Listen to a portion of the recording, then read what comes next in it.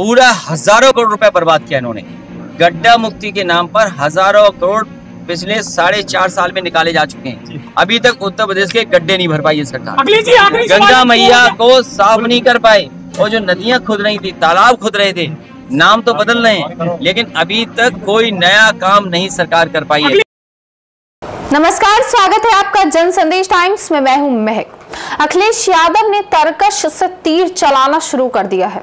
UP विधानसभा चुनाव को मद्देनजर रखते हुए अब सभी राजनीतिक दल एक दूसरे पर आरोप लगाते दिख रहे हैं। इसी संदर्भ में महोबा में अखिलेश ने भी एक के बाद एक निशाने साधे हैं।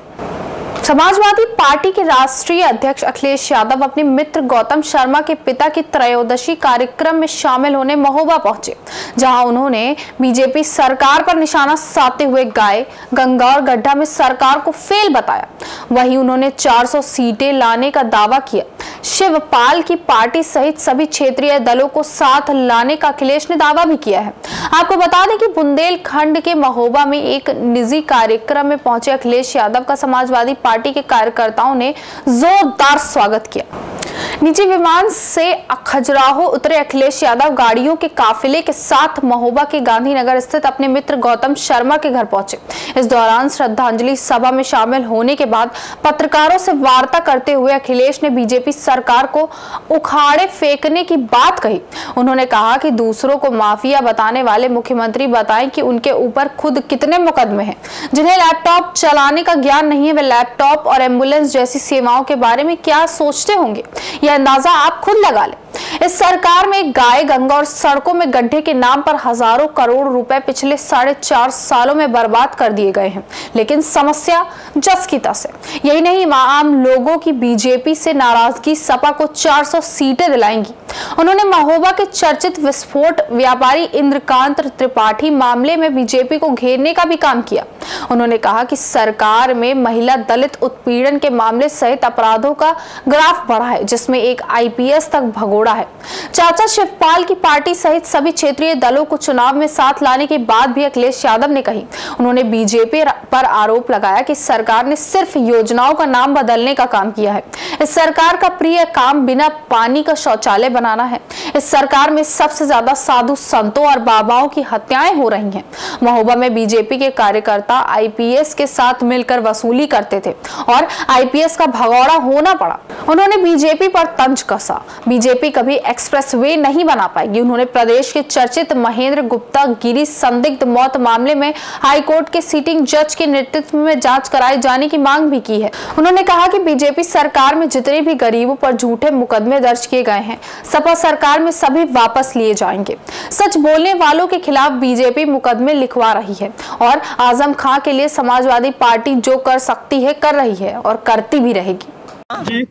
और उत्तर प्रदेश में सड़कों पे गड्ढे, पूरा हजारों करोड़ रुपए बर्बाद किया इन्होंने। गड्ढा मुक्ति के नाम पर हजारों करोड़ पिछले 4.5 साल में निकाले जा चुके हैं। अभी तक उत्तर प्रदेश के गड्ढे नहीं भर पाई है सरकार।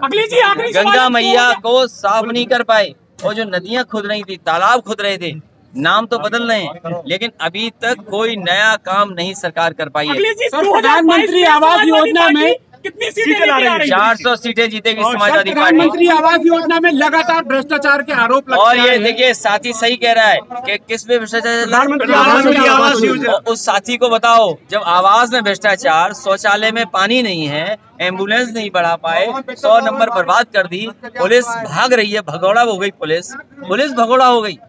कोई उम्मीद कर सकता है आईपीएस भगौड़ा हो गया? मुख्यमंत्री जी किस मुंह से कह नहीं कानून व्यवस्था बेहतर है कि आईपीएस को नहीं पकड़ पा रही है? आपके शासनकाल में डायल 100 और 108 एम्बुलेंस चलाई गई थी। आज योगी जी को समझ में नहीं आता कि डायल 100 कैसे चलती है, इसलिए तो खराब कर दी उन्होंने। उन्हें लैपटॉप चलाना नहीं आता, इसलिए लैपटॉप नहीं बांट रहे। बताओ, आप जिस मोहल्ले में रहते होगे, आज भी समाजवादी पार्टी का दिया हुआ लैपटॉप चल रहा होगा।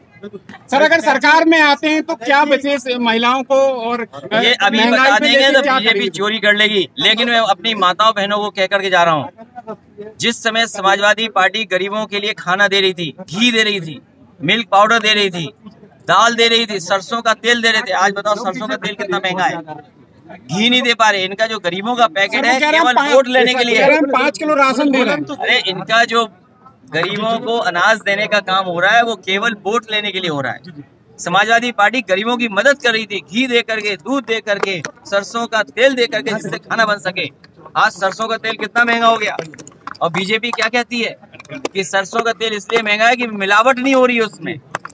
इन्हें कौन समझाएगा कि मिलावट करके सस्ता करना है? और कैसे उत्तर प्रदेश की जनता भूल जाएगी कि गंगा माँ के अंदर, गंगा मैया के अंदर कितनी लाशें बह रही हैं। कुछ दल तैयार खड़े हैं आपके साथ आने में, उन सब दलों को ले लिया जाएगा।